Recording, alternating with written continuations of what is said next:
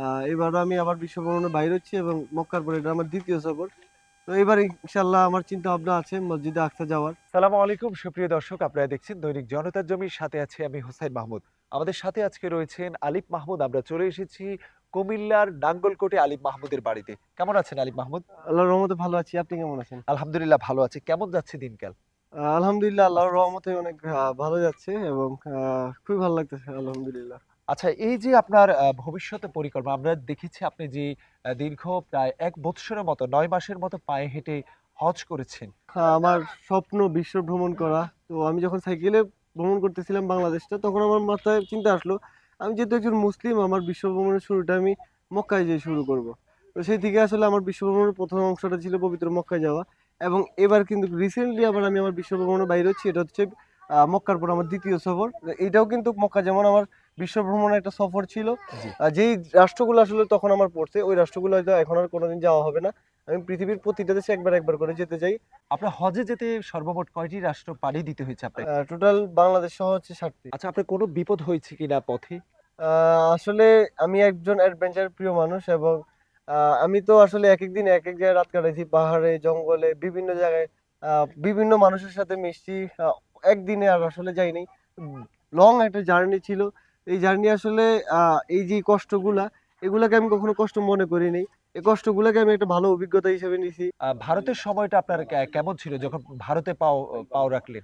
আসলে পৃথিবীর যত মুসলিম আছে, প্রতিটা মুসলিমই চায় যে একজন মুসলিম ভাই যদি সে পায় আপ্যায়ন করতে।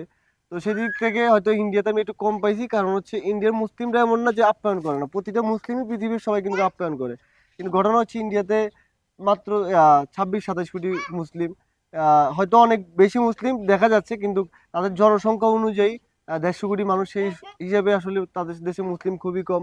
তো আমি যখন হাইটাই যেতে যাইতাম, বেশিরভাগ সময় আমি মসজিদে দেখতাম না, অনেক কিছু দেখতাম না।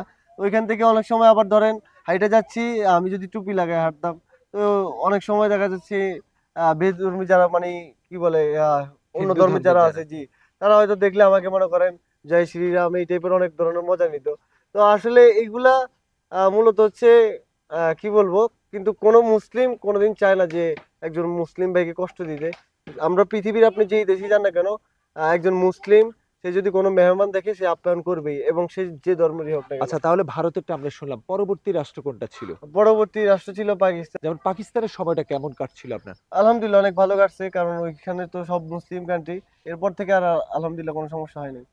যখন আপনি দীর্ঘ ৯ মাস হাঁটার পরে ১ম মক্কা নগরীতে পাও দিলেন, তখন আপনার কাছে কেমন লেগেছে?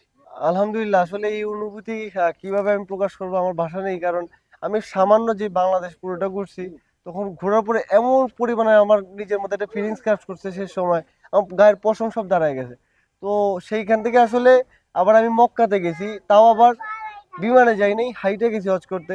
যেখানে প্রতিটা মুসলিমের স্বপ্ন থাকে একবার হলেও হজ করবে, সেটা আমি হেঁটে যাওয়া করছি। তো এইটা আসলে আমি আমার জন্য অনেক বড় একটা পাওয়া। এই অনুভূতি আসলে ভাষায় প্রকাশ করা ইম্পসিবল আসলে।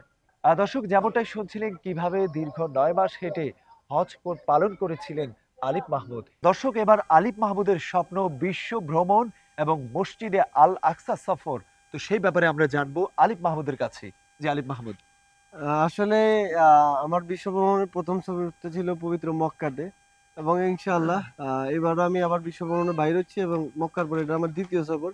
তো এবার ইনশাআল্লাহ আমার চিন্তা ভাবনা আছে মসজিদে আকসা যাওয়ার, এবং এটাও প্রতিটা মুসলিমের স্বপ্ন, সে একদিন মসজিদে আকসা যাবে। তো আমার সর্বোচ্চ চেষ্টা থাকবে। যদিও সেই দেশে কোনো ফ্লাইট নেই, অনেক রকমের বাধা নিষেধ আছে, তো সবগুলা আর পরেও ইনশাআল্লাহ আমি চেষ্টা করব, এবং এই সফরটা আমি এই জানুয়ারির ৮ তারিখ থেকে শুরু করতেছি। আমি সবার কাছ থেকে আসলে দোয়া চাই। আচ্ছা, আমরা দেখেছি যে বেশ কয়েকদিন আগে কিন্তু আপনি বাংলাদেশ সফর করেছেন, ভ্রমণ করেছিলেন ৬৪টা জেলা। বিষয়টা হচ্ছে আসলে আমি আমার এই দেশকে অনেক ভালোবাসি, মাতৃভূমিকে। তো এই ভালোবাসা থেকে আমার বারবার ইচ্ছে করে এই দেশের প্রকৃতি দেখা, এই দেশের মানুষ দেখা। এই দেশের প্রকৃতি এবং মানুষ ২ টাকেই আমি প্রচন্ড ভালোবাসি। তো এই ভালোবাসার টানে আমার বারবার ইচ্ছে করে আমি আমার নিজের দেশটাকে ভ্রমণ করি। অলরেডি হয়তো ৩ বারের মতো ঘোরা হইছে বাংলাদেশ। এরপরে যদি বেঁচে থাকি আমি আরো বারবার বাংলাদেশে ঘুরবো। হয়তো এইজন্যই কবিরা মনে করেন বাংলাদেশে যারা জন্মগ্রহণ করেছেন বারবার বলেছেন, আমি যদি আবারও জন্মাতাম পাখি হইতাম। এই ধরনের। তো আমারও ইচ্ছে করে যতদিন বেঁচে আছি বাংলাদেশটা ঘুরবো। এবং এই দেশের আবহাওয়া আমার কাছে খুবই ভালো লাগে। আপনাকে অসংখ্য প্রকৃতি। ধন্যবাদ আমাদেরকে সময় দেওয়ার জন্য। দর্শক, আপনারা দেখছিলেন দৈনিক জনতার জমির, সাথে আছে আমি হোসাইন মাহমুদ। আমার সাথেই রয়েছেন আলিফ মাহমুদ। আপনারা শুনছিলেন আলিফ মাহমুদের সামনের স্বপ্নগুলো। সেই পর্যন্তই ভালো থাকুন, দৈনিক জনতার জমির সাথেই থাকুন, ভালো থাকুন, সুস্থ থাকুন। আল্লাহ হাফেজ।